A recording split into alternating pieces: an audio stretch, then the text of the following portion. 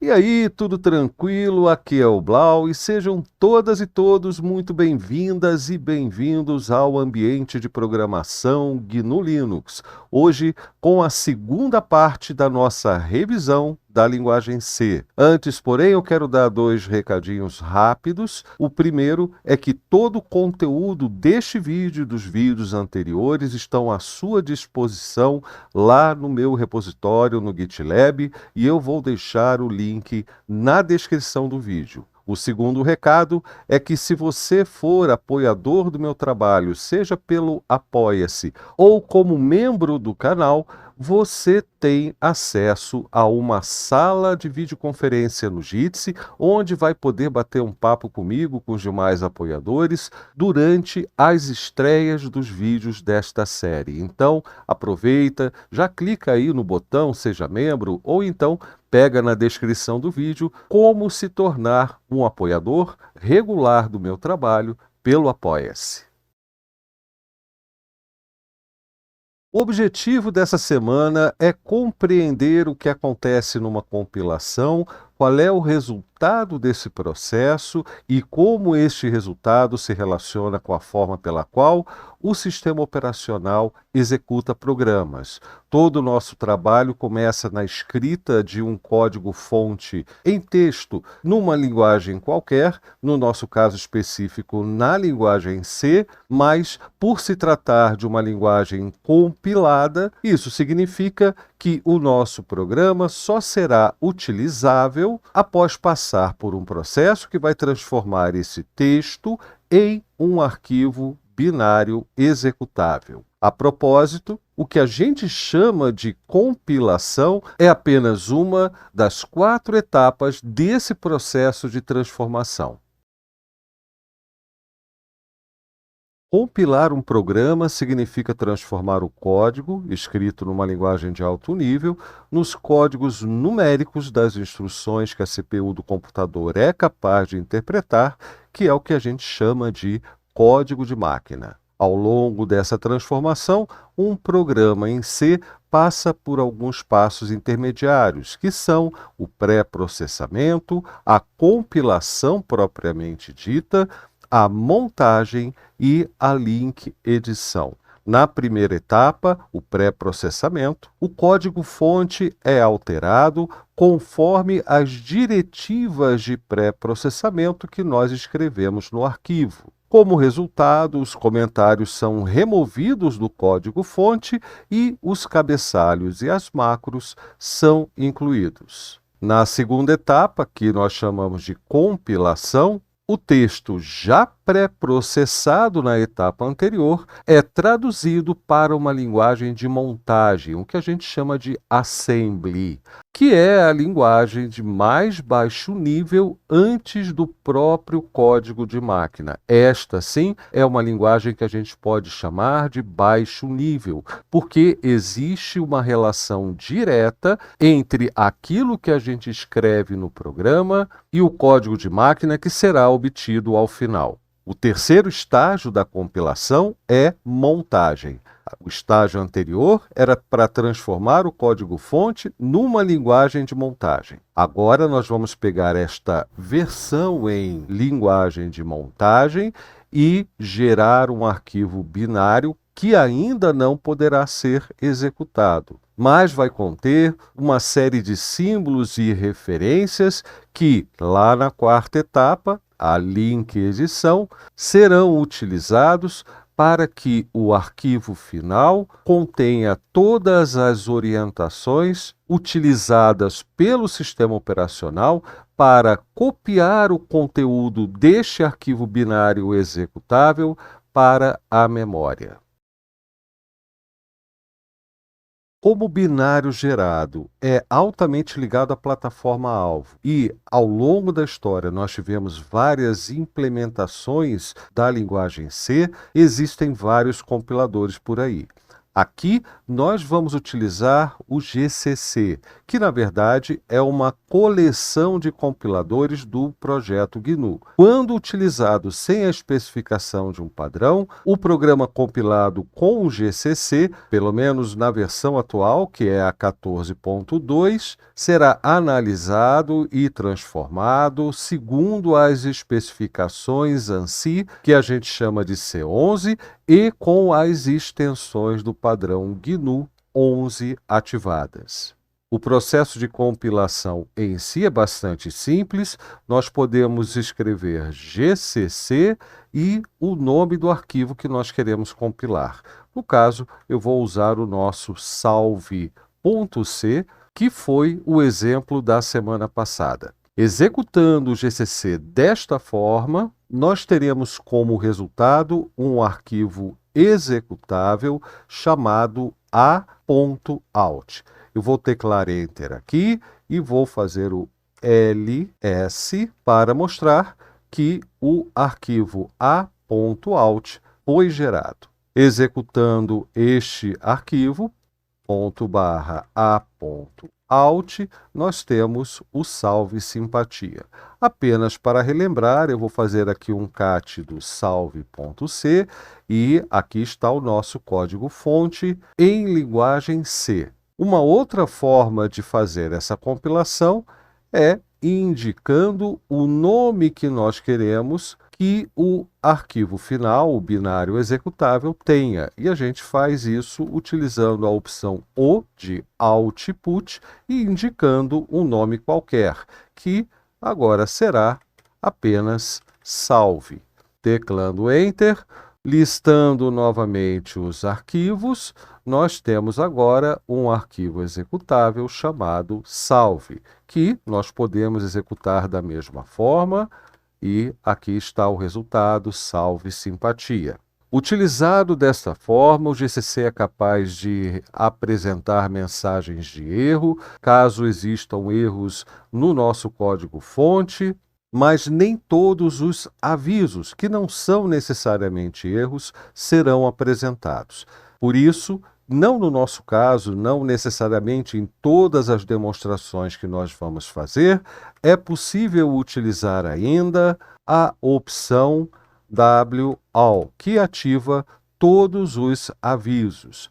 Executando novamente, você vê que eu não tenho nada a ser reportado. Mas eu posso ainda aumentar o nível de rigor em relação aos avisos, incluindo o argumento WExtra. Olha lá, WExtra. E assim como você pode ver, alguns avisos foram emitidos pelo GCC, basicamente indicando que eu defini alguns parâmetros na função main, que são basicamente definições de variáveis que não estão em uso. Veja que o aviso é unused parameter. Isso não é um problema, não atrapalha a compilação, mas o aviso fica dado. Para comprovar esse efeito, eu vou remover os arquivos salve e a.out e vou limpar e compilar novamente com o WExtra ativado. Vamos ver o que acontece. Eu tive vários avisos e vamos ver se eu tenho um arquivo salve. Veja, eu tenho ainda um arquivo salve que eu posso executar. Uma terceira opção bastante comum também é, além desses avisos, nós ativarmos o argumento WError. Antes de executar dessa forma, eu vou remover novamente o salve que nós acabamos de gerar. Vou repetir o comando de compilação com o WError, vou teclar Enter, vou fazer o ls e observe que desta vez eu não tive um arquivo binário executável como resultado, porque a opção WError trata todos os avisos como erros e, portanto, a compilação não é efetivada. Nem sempre é necessário, mas é perfeitamente possível observar cada uma das etapas do processo de compilação com o próprio GCC. Então, por exemplo, se eu quiser visualizar o que acontece logo na primeira etapa, no pré-processamento, eu posso executar GCC, utilizar a opção E maiúsculo e informar o nome do meu arquivo em C. Esse comando não gera nenhum arquivo, mas produz um fluxo de texto na saída padrão. E internamente, é óbvio, o GCC vai pegar esse fluxo de texto e vai continuar os processos das etapas subsequentes. Mas aqui, para essa nossa visualização, o resultado seria longo demais e por isso eu vou fazer um pipe desta saída para o paginador less e teclando Enter, aqui está. Isso é o que acontece na primeira etapa, a etapa de pré-processamento. Aqui nós temos várias diretivas que serão passadas para o processo posterior, que é o da transformação do código-fonte em um código-fonte em assembly, onde nós já temos algumas informações a mais adicionadas ao código-fonte que nós criamos. Do mesmo modo, se houver comentários no código-fonte, eles serão removidos. Se eu rolar aqui embaixo, você vai ver, por exemplo, que são feitas definições de tipo, olha só aqui nessa linha, está definido um determinado tipo chamado size underline t, e essas diretivas estão informando onde estão essas definições. Então, por exemplo, a definição do tipo size t está no cabeçalho stddef.h e por aí vai. São várias definições que são feitas, vários cabeçalhos de funções são incluídos no fonte, ainda na forma de um texto, e esse resultado é passado para a etapa seguinte da compilação. Se eu quiser interromper o processo de compilação na segunda etapa, que é a etapa chamada propriamente dita de compilação, eu posso executar GCC -S maiúsculo e o nome do arquivo, salve.c. Teclando Enter, dessa vez eu tenho a geração de um novo arquivo, eu vou fazer o ls para a gente ver, e repare que eu tenho um arquivo chamado salve.s. Fazendo mais uma vez o less para visualizar o conteúdo desse arquivo salve.s, veja que eu tenho aqui um código-fonte em assembly. Esse código é escrito em assembly AT&T, mas se eu quiser eu posso também utilizar o padrão Intel. De toda forma, o objetivo aqui é apenas mostrar que o código-fonte original em C passou pelo pré-processamento e, em seguida, foi transformado num código em assembly. Limpando, uma outra forma de obter esse mesmo arquivo em assembly seria fazendo o pipe do gcc-e do meu arquivo salve.c para o gcc novamente, informando que o fluxo de dados recebido ou que o arquivo que será lido está escrito na linguagem C, utilizando a opção S maiúsculo para ainda assim fazer a tradução para o assembly e informando o nome do arquivo de saída, que eu vou colocar aqui, salve teste.s.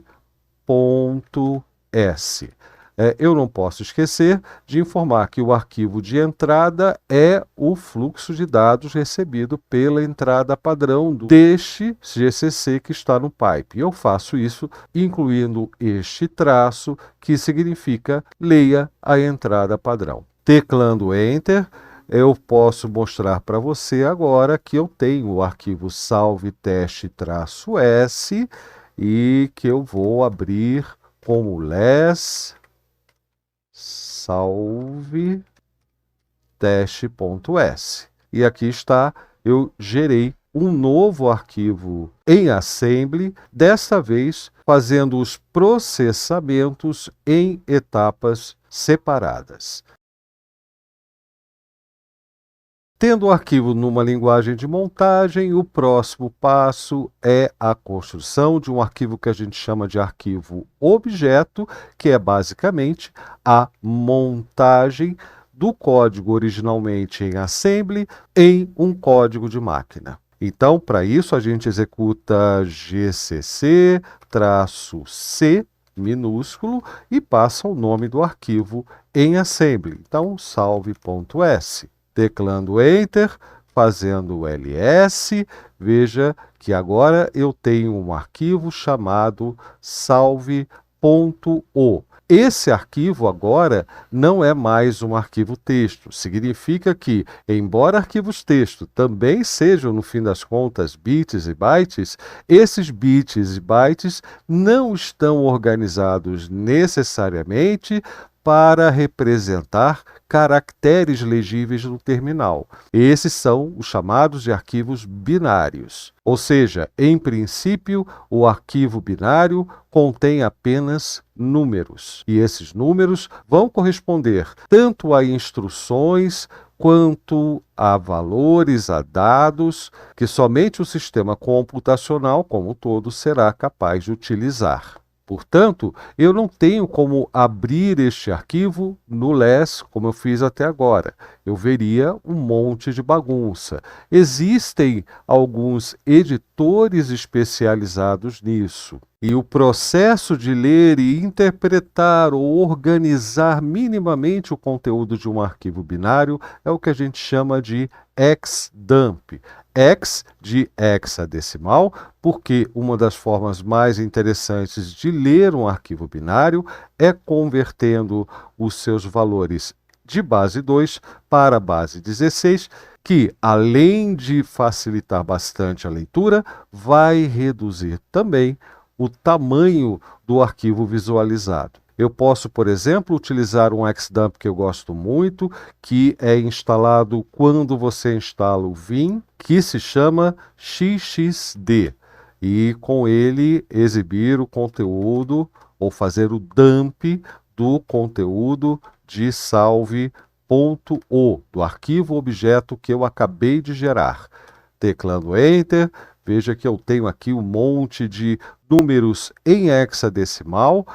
Eu tenho o endereço no arquivo, o número do byte no arquivo, na verdade, em que esses dados são encontrados, e na terceira coluna eu tenho uma visualização em ASCII daquilo que é possível visualizar. Então, por exemplo, aqui esse número 52 corresponde à letra R. Como o arquivo tem bytes demais para serem exibidos todos de uma vez aqui no meu terminal, aí sim eu posso utilizar o less para rolar a saída. Então, aqui está, e agora eu estou vendo o início do meu arquivo. De cara, nós temos uma informação muito importante, que é esse número mágico, esses 4 primeiros números do arquivo. O número 7F, 454C, 46, que formam 7F, que não tem representação em ASCII, e as iniciais ELF. Isso significa que este arquivo, já como um arquivo objeto, traz as primeiras informações de um arquivo executável no formato ELF. Nós vamos falar um pouco sobre o formato ELF mais adiante, mas, por enquanto, basta saber que este é o formato utilizado para arquivos binários executáveis no sistema GNU Linux. Também podemos ver algumas coisas que são relativamente familiares, como, por exemplo, a string salve simpatia, que está no nosso código-fonte, é uma constante simbólica, é um valor literal e, portanto, está aqui como dado. e outras informações mais que foram obtidas através dos processamentos anteriores, como, por exemplo, o nome do arquivo-fonte, alguns símbolos como o main, o nome da função main, e o nome da função puts, que nós utilizamos no nosso código, além de outros nomes que também aparecem aqui, que são os nomes das seções do meu programa. Por exemplo, a seção text é aquela seção do meu arquivo binário final e do programa carregado na memória, onde efetivamente o código do programa será encontrado, assim como a seção data, que vai demarcar a localização de dados que foram inicializados no meu programa, e a seção BSS, que são espaços reservados para dados que não receberam valor inicial no meu programa, e também ROData, que é a seção que contém os dados constantes, como, por exemplo, esse salve simpatia, que é um dado literal. Além disso, existem outras convenções aqui já inseridas nesse arquivo objeto que ainda não poderá ser executado, mas através dessas indicações, na etapa seguinte, nós vamos ver, que é a etapa da link edição, essas mesmas informações serão utilizadas para gerar o arquivo ELF final. A última etapa da compilação é um pouquinho diferente, porque utiliza uma outra ferramenta. Para descobrir que ferramenta é essa, eu vou fazer um pequeno experimento aqui com você. Veja, eu vou criar um arquivo vazio chamado vazio.c.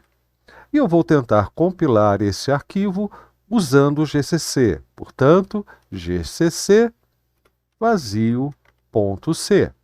Teclando Enter, veja que eu tenho uma série de erros. E logo na primeira linha dessa mensagem de erro, eu vejo que quem acusou algo errado não foi o GCC, e sim o programa de link edição LD. Portanto, quem executa a última etapa da compilação é o programa LD. Muito bem, eu já tenho um arquivo objeto. Portanto, em tese, eu poderia fazer LD o nome do arquivo objeto, que é salve.o, e definir o nome do arquivo de saída, que seria apenas salve.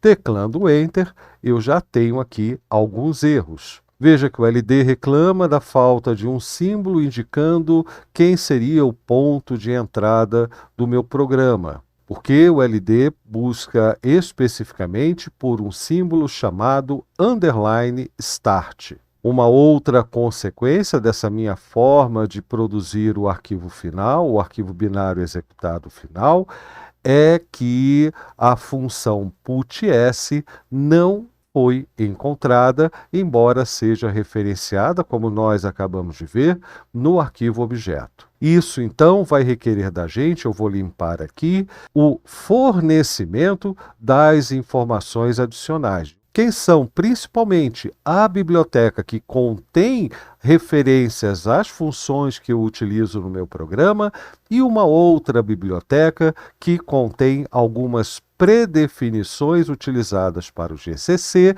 na link edição. Como o comando é longo demais, eu já copiei e eu vou colar aqui na linha de comando. Eu vou explicar brevemente o que é mais importante nessa linha, começando pela opção LC. Basicamente, eu estou dizendo para o LD que eu tenho que incluir a biblioteca cpadrão. A outra informação importante é quem é a biblioteca responsável por fazer as ligações dinâmicas. Quando a gente compila um programa com o GCC, sem informar nada que leve a um resultado diferente, o nosso programa será compilado de modo a utilizar ligações dinâmicas com as bibliotecas. Isso significa que as bibliotecas só serão carregadas no momento em que o nosso programa for copiado para a memória. Isso é o que significa ligação dinâmica. E quem faz a ligação dinâmica é a mesma biblioteca responsável por carregar o nosso programa na memória, que é o loader, ou LD, Linux x8664, no caso de sistemas GNU Linux 64 bits. Além disso, nós vamos incluir outra biblioteca que contém as informações complementares para que um arquivo objeto seja montado como um binário executável no formato ELF. Teclando Enter aqui agora, veja que eu não tenho erros. Fazendo o ls, eu tenho o arquivo salve executável, que eu posso executar, e aqui está o resultado. Veja, nada disso que eu fiz é realmente necessário em todas as situações, apenas em casos muito específicos, mas o nosso objetivo era demonstrar o que acontecia com uma compilação com o GCC ao longo das 4 etapas. Agora, nós estamos na mesma situação que estávamos lá no começo, quando nós fizemos simplesmente GCC salve.c-o salve. É exatamente o mesmo resultado. Bom, aproveitando a viagem, eu vou usar o XXD rapidamente, só para mostrar o conteúdo desse arquivo. Então, vamos fazer XXD do salve e o pipe para o less. E aqui está. No começo, parece a mesma coisa. Veja, 7F elf, o nosso número mágico. Agora, as outras informações estão em locais muito diferentes. Veja que aqui agora eu tenho a inclusão da string correspondente ao loader, né? Ao ligador dinâmico LD Linux x8664. Veja que eu tenho também algo diferente em relação ao nome da função putS que eu uso no meu código, e aqui tem até libc start main, né? Outras informações que antes eu não tinha. Eu tenho também um monte de zeros, enfim, porque isso faz parte das especificações do formato ELF. Eu vou teclar G maiúsculo para ir para o final do meu arquivo. Eu não sei se você lembra antes, mas eu tinha a indicação do número do primeiro byte de cada linha, e essa indicação tinha apenas 3 dígitos, agora eu estou com 4 dígitos aqui. E comparando os tamanhos dos arquivos salve.o e do arquivo salve, ambos binários, você vai ver que o arquivo salve agora tem 13.000 bytes a mais que o arquivo salve.o. Todos os bytes adicionados ao arquivo salve correspondem às convenções do formato ELF, mais os dados relativos às ligações dinâmicas, mais 2 tabelas que também fazem parte das especificações do formato ELF. Como você viu, o resultado final da compilação é um arquivo binário no formato ELF. Eu vou fugir um pouco da proposta de fazer vídeos mais curtos nessa série, mas eu quero tirar logo esse assunto da frente. Então, vamos ter um pouquinho mais de paciência para entender o que é um arquivo no formato ELF. A sigla ELF vem de Executable and Linking Format, ou, em tradução livre, formato de executável e de ligações. Esse formato é uma especificação de binários executáveis, originalmente publicada para o Unix System 5, versão 4, SVR4, e posteriormente adotada como padrão para arquivos binários de sistemas Unix e Unix-like para processadores x86, isso lá em 1999. Um arquivo executável ELF consiste do cabeçalho ELF seguido ou de uma tabela de cabeçalhos do programa, ou de uma tabela de cabeçalhos de seções, ou então ambas as tabelas. O cabeçalho ELF sempre começa no primeiro byte do arquivo, e é nesse cabeçalho que, entre outras coisas, a gente encontra a definição de quantos bytes para frente os cabeçalhos do programa e das seções serão encontrados. Para executáveis 64 bits, o cabeçalho ocupa os primeiros 64 bytes do arquivo, onde nós vamos encontrar, logo nos primeiros 4 bytes, como a gente acabou de ver, os números mágicos 7F, 45, 4C, 46, que correspondem a 7F ELF. Com o utilitário file, a gente pode descobrir se o nosso binário executável foi mesmo gerado segundo as especificações do formato ELF. Teclando Enter aqui em File, Salve, nós vemos que, primeiro, o formato ELF foi identificado no binário, além de outras informações, como a arquitetura para o qual o programa foi compilado, a versão do formato ELF em uso, a versão 1 Unix. Podemos ver também que o programa é linkado dinamicamente, que o interpretador deste programa, aliás, é um conceito interessante, no fim das contas, mesmo sendo um programa compilado, todo programa é, de certo modo, interpretado. No caso de programas compilados, o interpretador é o loader, o LD Linux x8664, no nosso caso. Enfim, são informações genéricas sobre o arquivo que incluem informações sobre o formato ELF. Mas, se eu quiser informações mais completas sobre o formato, eu devo utilizar o utilitário readelf, que, com a opção H, me dá informações contidas no cabeçalho ELF do arquivo. Vamos colocar o nome do binário, que é salve, e teclar Enter, e aqui está. Veja que aqui eu tenho os primeiros 16 bytes do arquivo, e aqui está mais uma vez a sequência dos números mágicos, e cada uma dessas informações seguintes diz algo a respeito do que está traduzido aqui mais adiante, como por exemplo, a classe é ELF64, de onde vem o 64? Vem desse número 02, por exemplo. Se a ordem dos bytes na composição dos dados seguirá o padrão Little Endian ou Big Endian, e no caso nós estamos lidando com o Little Endian, a versão do formato ELF e o conjunto de especificações da interface de programação, então é versão 1, seguindo o padrão Unix System 5, enfim, várias informações. Como eu disse há pouco, no cabeçalho ELF, nós encontramos também informações sobre a localização tanto da tabela de cabeçalhos do programa, quanto da tabela de cabeçalhos de seção.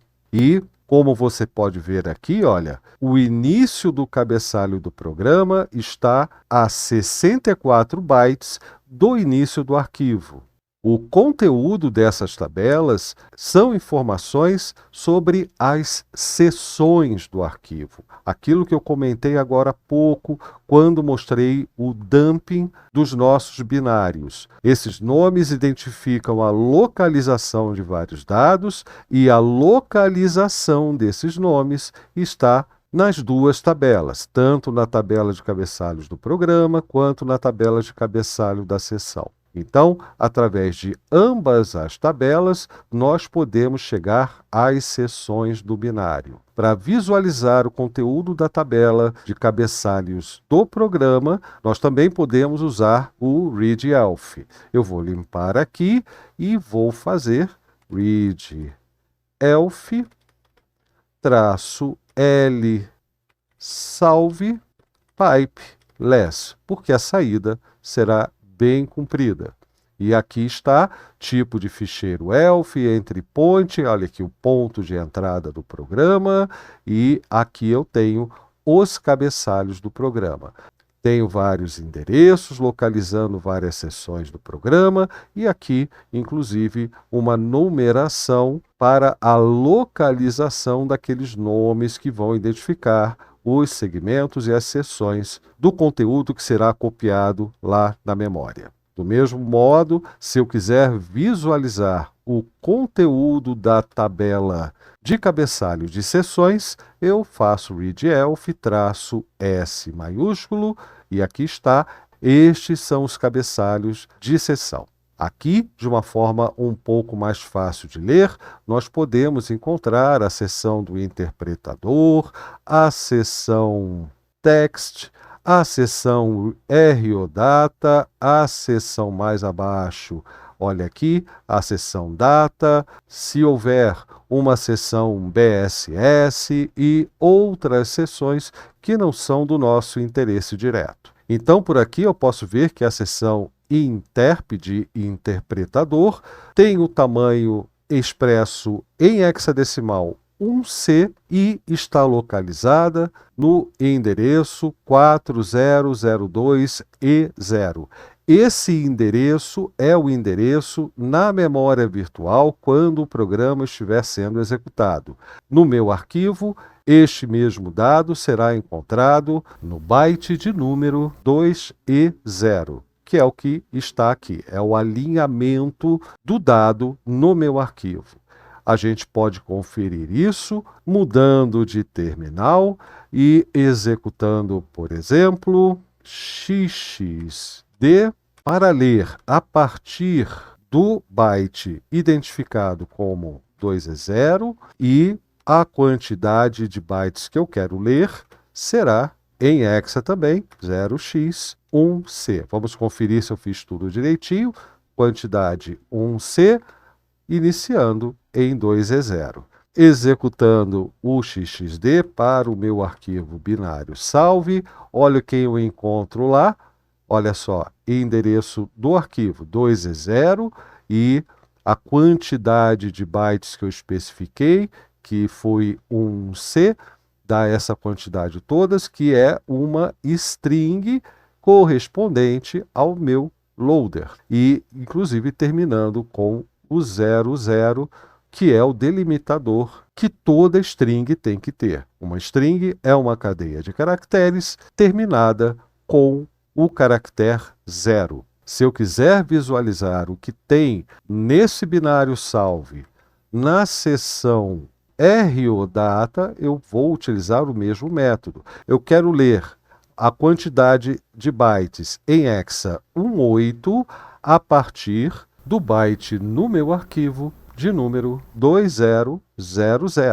Então, vamos repetir lá o nosso xxd, só que dessa vez aqui serão 18 bytes e aqui é 2000. O que será que eu tenho neste ponto? E eu tenho os dados read-only. Veja, salve simpatia. É esta linha inteira, são os primeiros 16 bytes, seguidos do 00, ainda faz parte da string. No meu programa, que eu vou fazer o cat aqui agora, salve.c, eu tenho pelo menos mais um dado constante, que é esse valor 0 que eu passo para a instrução return. Para terminar, fazendo uma ligação de tudo que nós vimos hoje com o funcionamento do sistema operacional, eu quero apresentar para você o conceito de mapa de memória. A ideia é que quando um programa é executado, o conteúdo do arquivo binário é copiado para a memória numa região que é definida pelo sistema operacional através do loader do LD Linux, que também é um componente da glibc, e com isso o programa tem uma faixa de endereços de memória na qual ele pode atuar. O ponto mais importante dessa pequena introdução ao mapa de memória é que as seções do arquivo serão copiadas para segmentos específicos nessa faixa de endereços de memória, que também é chamada de memória virtual.